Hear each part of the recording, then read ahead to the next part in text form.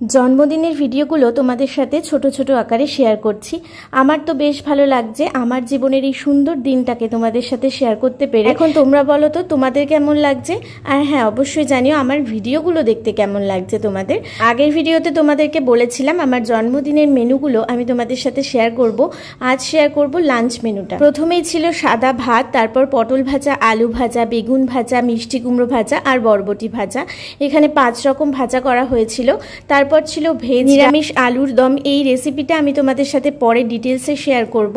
যেহেতু বুধবার পড়েছিল আমার জন্মদিন, তাই সবকিছু নিরামিষ ছিল। তারপরে ছিল চাটনি আর রায়তা, যেটা খেতে কিন্তু ভীষণ সুন্দর হয়েছিল। আর জন্মদিন যেটা ছাড়া অসম্পূর্ণ সেটা হলো পরমান্ন বা পায়েস। মনে করা হয় জন্মদিনের দিন পায়েস বা পরমান্ন খেলে সেই মানুষটা পরম আয়ুর অধিকার লাভ করে। যদিও এই জিনিসটার সত্যতা কতখানি সেটা আমরা কেউই হয়তো জানি না, তবে মা, ঠাকুমা, দিদা বা বাড়ির বড়রা এটাই মেনে আসছে।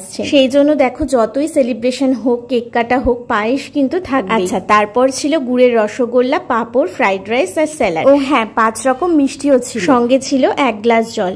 তাহলে কেমন লাগলো আমার জন্মদিনের মেনুটা অবশ্যই জানিও, আর তোমাদের সকলের কাছ থেকে ভালোবাসা আর আশীর্বাদ প্রার্থনা করছি।